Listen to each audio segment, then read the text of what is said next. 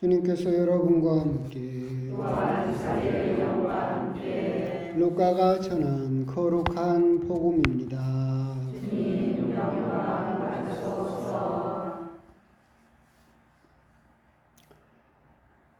하늘에 올라가실 때가 찾아 예수님께서는 예루살렘으로 가시려고 마음을 굳히셨다. 그래서 당신 앞서 심부름꾼들을 보내셨다. 그들은 예수님을 모실 준비를 하려고 길을 떠나 사마리아인들의 한 마을로 들어갔다. 그러나 사마리아인들은 예수님을 맞아들이지 않았다. 그분께서 예루살렘으로 가시는 길이었기 때문이다. 야고보와 요한 제자가 그것을 보고 주님, 저희가 하늘에서 불을 불러내려 저들을 불살라버리기를 원하십니까? 하고 물었다. 예수님께서는 돌아서서 그들을 꾸짖으셨다. 그리하여 그들은 다른 마을로 갔다. 주님의 말씀입니다.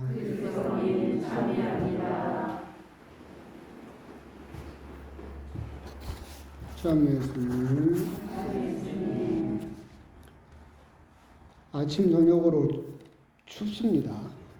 낮에는 또 햇볕이 그래도 가을 햇볕이 좀 나고 환절기고 기온 변화가 심해서 요즘은 딱 감기 걸리기 좋은 그런 또 계절이 된 것 같습니다.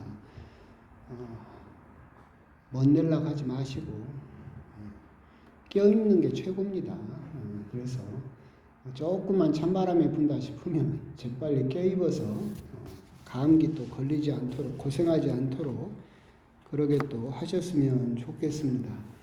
연말이 또 다가오니까 여기저기서 강의 요청이 있긴 한데 이제 어떤 본당 강의 주제를 작년에 제가 10계명 제 1계명을 했거든요. 그래서 올해는 제 2계명을 해주기로 했고 그 본당은 10계명까지 하려면 10년 걸릴 것 같아요. 근데 2계명이 뭐냐면 하느님의 이름을 헛되이 부르지 마라입니다. 오늘 복음이 사실은 직접적으로 연관되는 부분이죠. 야고보와 요한이 예수님에게 이야기를 하죠. 저희가 하늘에서 불을 불러내려 저들을 불살라버리기를 원하십니까? 하느님의 이름을 헛되이 부르지 마라. 여기에 첫 번째 저촉되는 것은 뭐냐면 하느님의 이름으로 다른 사람을 저주하거나 하느님의 이름으로 테러를 일으키거나 전쟁을 일으키거나 하나님의 이름을 정당화 삼아서 정치에 이용하거나 이것이 이제 제2계명의 첫 번째 저촉되는 걸려드는 죄죠. 오늘 야고보와 요한은 사실 하나님의 이름, 예수님이 옆에 계셨기 때문에 그 이름을 걸고 다른 사람을 죽이려고 했던 즉 테러나 전쟁, 저주를 일으키려고 한 것은 하나님의 제2계명을 정면으로 어긴 것이다 라고도 그렇기 때문에 예수님께 꾸중을 또 듣게 되고 그런 부분인 것 같습니다. 오늘 복음의 이제 배경 이야기를 하자면 몇 차례 드리긴 했지만 여러분들 귀에 못이 박혀야 됩니다. 전반적으로 다윗이 통일을 해서 나라를 세웠습니다. 구약 성경에서. 그리고 다윗이 솔로몬에게 물려주죠. 솔로몬은 번창하긴 했지만 여러 우상 숭배를 했었고 그래서 이제 나라가 솔로몬이 죽고 나서 나라가 남북으로 쪼개집니다. 그래서 북쪽은 10개 지파, 남쪽은 2개 지파. 북쪽을 이스라엘, 남쪽을 유다 왕국이라고 불렀었죠. 북쪽은 먼저 멸망됩니다. 아시리아 제국이라고 하는 강대국에 의해서 북쪽이 먼저 멸망이 됩니다. 그리고 남쪽은 버텨내다가 나중에 바빌로니아 제국에 의해서 남쪽이 멸망됩니다. 이게 구약 성경에 나오는 시대적인 역사적인 배경이에요. 그러면서 남쪽에 있던 바빌로니아 제국에서 남쪽에 있던 사람들을 바빌론으로 끌고 갑니다. 그게 토비트서라든가 그 성경의 배경 이야기가 됩니다. 또는 에제키엘 예언서라든가 이사야 제2서라든가 이런 성경의 배경이 여러분도 들어봤던 것처럼 바빌론 유배라고 칭해지는 바빌론에서 노예 생활을 하게 되죠. 그리고 나서 이 바빌로니아 제국이 멸망당하고 나서 페르시아 제국, 나중에 그리스하고 전쟁을 벌였던 페르시아 제국이 들어서면서 유대인들에게 고향으로 되돌아가도록 허락을 해주고, 그래서 유대인들이 고향으로 되돌아옵니다. 그래서 정착을 해서 이 사람들이 자기 나라 땅에 살면서 다시 예루살렘 성전과 이스라엘 성을 복구를 하려고 하죠. 이게 여러분 일독서에 나왔던 지가리야 예언서의 배경이고 에즈라 느헤미야서의 배경입니다. 이게 이제 시대적인 배경 이야기인데 왜 이야기를 하느냐라고 한다면 오늘 복음을 이해하기 위해서는 그런 배경들이 좀 필요해요. 사마리아와 즉 사마리아는 북쪽 지역을 이야기를 하고 다마스커스가 수도였던 옛날에 그러니까 솔로몬이 죽고 나서 쪼개졌을 때 북쪽 지역 왕국을 사마리아 지역이라고 부르고 남쪽 지역을 유다 지역이라고 부르는데 이 사마리아 지역하고 남쪽 예루살렘을 중심으로 하는 남쪽 지역 사람들하고 사이가 굉장히 안 좋습니다. 그러니까 같은 민족이면서도 우리 남북처럼 서로 죽고 못 산다는 걸 좋아한다는 거잖아요. 죽이려고 난리가 나는 그런 사이가 됩니다. 왜 그러느냐라고 한다면 아까 말씀드린 대로 바빌론 유배에서 되돌아와요. 그래서 남쪽 사람들이 예루살렘 성전을 다시 복구하려고 하죠. 그래서 이제 북쪽 사람들도 자기도 이스라엘 민족이기 때문에 같이 도와주고 싶었어요. 그래서 우리도 돈도 내고 인력도 주고 우리 같이 예루살렘 성전을 복구하자라고 했는데 여러분들이 에즈라 느헤미야서를 보게 되면 남쪽 사람들은 그것을 거부합니다. 왜? 너희들은 혈통이 흐려졌다. 즉 북쪽이 먼저 멸망당하면서 이 민족이 먼저 들어와서 너희들은 이제 순수한 이스라엘 민족이라고 할 수가 없다. 이 민족하고 피가 섞였기 때문에 너희들은 순수한 이스라엘 민족이 아니다 라고 하면서 이 사람들을 거부하죠. 근데 북쪽 사람들은 억울한 게 자기들도 모세 오경을 믿고 있고 하느님 신앙을 똑같이 가지고 있는데 피가 섞였다라고 하는 부모 탓을 하면서 나보고 이스라엘 민족이 아니라고 하니까 화가 나잖아요. 그래서 예루살렘 성전을 복구하는 걸 방해를 해요. 그런데 이제 감정의 골이 점점 깊어지게 되죠. 그러면서 남쪽과 북쪽은 서로 그렇게 사이가 안 좋았어요. 남쪽은 자기들은 순수 혈통이라고 하고 북쪽 사마리아 사람들은 자기들도 이스라엘 민족이라고 하고 그러면서 사이가 안 좋아졌었는데 나중에 이제 하도 북쪽에서는 남쪽에서 예루살렘 성전도 못 들어오게 하고 차별을 너무 심하게 하니까 아 그럼 우리끼리 따로 할래? 그러면서 북쪽에 있던 그리짐 산에다가 자기들만의 성전을 지어요. 예루살렘 가지 말고 우리도 우리 신앙을 지키자라고 그리짐 산에다가 성전을 지었는데 남쪽 사람들이 가서 그 성전을 싸그리다 불질러 버립니다. 성전은 예루살렘 성전뿐이다 라고 하면서 그러니까 북쪽 사람들은 오지도 못하게 하고 여기서 성전도 못 갖게 하고 얼마나 또 화가 나요. 그래서 이 사람들이 또 남쪽 예루살렘 성전에 가서 사람 뼈를 쫙 뿌려버립니다. 그러니까 율법에 따르면 그 이스라엘 율법에 따르면 사람 시체하고만 접촉해도 불결해져요. 정결례를 해야 되는데 세상에 성전에다가 사람 뼈를 뿌려서 성전을 못 오게 해버렸죠. 아주 그래서 이 두 남쪽과 북쪽은 이제 어떻게 보면 같은 민족이면서도 더 미워하는 그런 사이가 돼버렸어요. 그러니까 여기에서도 그런 이야기가 나오는 거예요.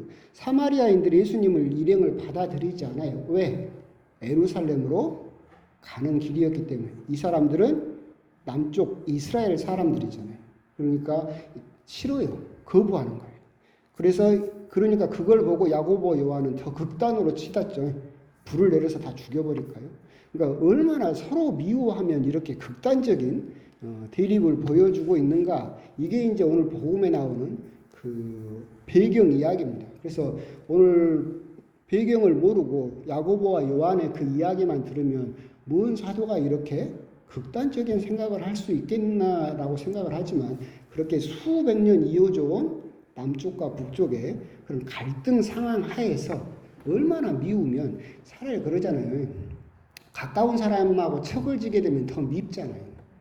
그러잖아요. 그렇게 해서 더 미워했던 그래서 불살라 버리겠다라고 하는 그런 과격한 이야기까지도 하게 되는 그런 배경 하에서 오늘 복음을 이해하시면 되겠습니다. 그런데 오늘 야고보와 요한을 보고 있으면 어떤 마음이 들면 아까 제2계명을 정식으로 어겼다라고도 하지만 개인적으로 보게 되면 어떤 신앙의 착각을 하고 있어요. 무슨 말이냐면 이 야고보와 요한은 예수님의 기적을 가까이서 봤고 병자를 치유하고 죽은 이를 낫게 하고 예수님의 기적을 너무나 가까이서 봤기 때문에 이제 그 힘이 누구에게도 있다라고 생각을 하는 거예요. 자기들에게도 있다라고 생각을 하는 거예요. 야고보와 요한이 정말 하늘에서 불을 내릴 수 있었을까?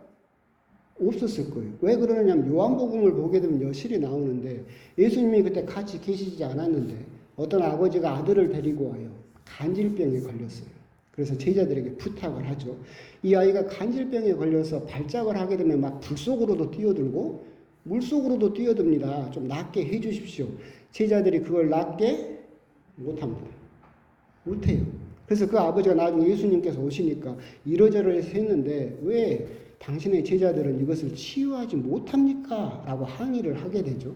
그래서 예수님께서 단번에 그 아이를 치유해 주시죠. 힘은 어디에서 나와요? 예수님에게서 나와요. 근데 그걸 너무나 가까이서 보다 보니까 이 힘이 자기에게도 있다라고 착각을 해버린 거죠. 이게 신앙의 착각이에요. 이걸 여실히 보여주고 있어요. 자기들이 하늘에서 마치 불을 내릴 수 있는 것처럼 자기 역시도 그런 힘을 가지고 있는 것처럼 착각하는 사람들 사실은 지금도 많이 있잖아요. 그 하느님의 이름을 빌려가지고 마치 그 힘을 자기도 가지고 있는 것처럼 맨날 이야기하지만 정광훈 쥐가 뭔데 하늘의 책에서 이름을 빼버리겠대. 그러잖아요. 몰라요? 태극기 부대 그 데모 안 나가면 그 자기 신자들 이름을 하늘의 생명의 책에서 지가 지워버리겠대. 뭔 힘으로 지가? 야고보 요한하고 똑같은 거예요. 그런 착각 속에서 마치 나도 그런 기적의 힘을 가지고 있는 것처럼 생각하는 신앙의 착각을 하는 경우가 참 많이 있다. 그런데 이런 착각 중에서 유명한 착각이 뭐가 있느냐면 비행 착각이 있대요. 비행 착각은 뭐냐면 전투기 조종사들이 겪는 착각이에요. 워낙 고속으로 날고 과격하게 비행을 하기 때문에 하다 보면 하늘도 파랗고 바다도 파랗고 그래서 내 비행기가 똑바로 가고 있는지 뒤집어져 가고 있는지 알 수가 없대요. 그러니까 그 고압으로 이런 비행복을 입고 있으니까 뒤집어져 가고 있어도 파라니까 거꾸로 날고 있는지도 모른다는 거죠. 또는 그런 것도 있대요. 비행기가 속력을 내면 비행기는 똑바로 날고 있는데도 속력을 내면 위로 올라가는 듯한 착각을 일으킨대요. 그러니까 비행기가 위로 올라가니까 기술을 갑자기 낮추면 추락해 버리겠죠. 또는 또 속도를 줄이면 비행기는 똑바로 가고 있는데 밑으로 내려가고 있는 듯한 그런 착각을 일으킨대요. 그게 비행 착각이에요. 이런 비행 착각을 벗어나는 가장 좋은 방법이 뭘 것 같아요? 계기판을 보면 돼요. 나는 그런 착각 속에 있는데 계기판을 보면 똑바로 날고 있다. 아, 그럼 내가 개인 심리적으로 착각을 있구나라는 것을 금세 알 수 있죠. 우리 신앙생활도 그런 착각 속에 빠져들 수가 있죠. 우리 신자들 많이 보면 그래요. 자기가 막 어떤 신앙적인 활동을 막 갑자기 열심히 해. 그러면 내 신앙은 그대로 가고 있는데 막 내가 어떤 활동을 열심히 하면 마치 어떤 착각에 빠져요? 내 신앙이 확 성장하는 듯한 착각에 빠져요. 근데 옆에서 보고 있으면 그게 그거예요. 또는 거꾸로도 있어요. 그냥 어떤 활동을 잠시 접었어요. 쉬고 있어요. 그러면 옆에서 보고 있으면 신앙은 그냥 똑바로 그냥 변화없이 가고 있는데 자기는 무슨 착각을 하는 거예요? 내 신앙이 퇴보하고 있다. 퇴색하고 있다. 그런 착각을 하는 경우가 참 많이 있죠. 그러니까 비행기 조종사들도 그런 비행 착각 속에서 벗어나기 위해서 뭘 봐야 돼요? 계기판을 봐야 되죠. 우리도 신앙생활을 하면서 그런 신앙의 착각에 빠져들 수 있을 때 여러분 역시도 뭘 봐야 돼요? 계기판을 볼 수 있어야 돼요. 여러분에게 계기판은 뭐가 있어요? 성경, 교회 말씀, 교회의 가르침, 그리고 영적 지도자인 신부. 이게 계기판이에요. 내가 정말 어떤 착각 속에 빠져 있는가를 가늠할 수 있는 것이 우리가 공식적으로 가지고 있는 계기판들이죠. 물론 여러분들은 이제 그 마음에 드는 신부가 있고 마음에 안 드는 신부가 있어서 계기판도 무시하고 내 마음대로 조종하는 경우가 많이 있긴 하지만 근데 보면 대부분 다 괜찮은 계기판들도 많이 있어요. 신부들도 여러분 마음에 안 드는 신부가 있으면 그 신부가 뭐라고 가르쳐줘도 귀뚱으로도 안 듣고 그러지만 사실은 그 계기판은 여러분에게 계속해서 방향을 지시하고 있고 그걸 나타내고 있기 때문에 오늘 복음을 보면서 우리가 한 가지 묵상할 수 있는 것, 그것은 야고보와 요한이 빠져 있던 그런 신앙의 착각, 자기도 그런 힘도 없으면서 예수님이 옆에 계시니까 막 이렇게 하늘로 날아가고 있는 것과 같은 착각. 근데 예수님께서 뭐라고 하세요? 꾸중하시니까 다시 정상을 찾는 것처럼 우리 신앙생활을 하면서 우리 신앙의 계기판들이 우리 주변에 있죠. 공식적으로 성경 말씀도 있고 교회의 가르침도 있고 매주 매일 이렇게 나오시면 신부가 해주는 강론이라든가 영적 조언들 이런 것들은 여러분의 신앙의 계기판이 될 수 있다. 그런데 우리가 신앙생활을 하면서 정말 그 계기판을 잘 보고 있는가? 계기판은 여러분들의 신앙생활에 문제가 있다. 또는 계기판은 여러분들이 지금 방향을 잘못 가고 있다. 지금 비행기 뒤집어졌다니까? 라고 말을 해도 여러분들은 자기 고집대로 계속 비행을 해버리는 수도 있다. 그런데 그런 계기판이 가르치는 것을 계속 무시하고 내가 원하는 대로 내 마음대로 계속 비행기를 조종하면 어떻게 되겠어요? 추락하겠죠. 추락하겠죠. 결국은 오늘 복음을 통해서도 나는 그렇게 교회에서 인정하고 공식적으로 우리들에게 보여주고 있는 그런 신앙의 계기판을 잘 보고 있는가? 아니면 그 계기판마저도 무시하고 내 마음에 드는 대로 내 뜻대로 조종을 하면서 그 신앙의 착각 속에서 못 벗어나고 있는 것은 아닌가? 그런 부분에 대해서 결국은 신앙의 계기판에 대해서 한번 곰곰이 또 묵상을 해보셨으면 좋겠습니다. 아멘.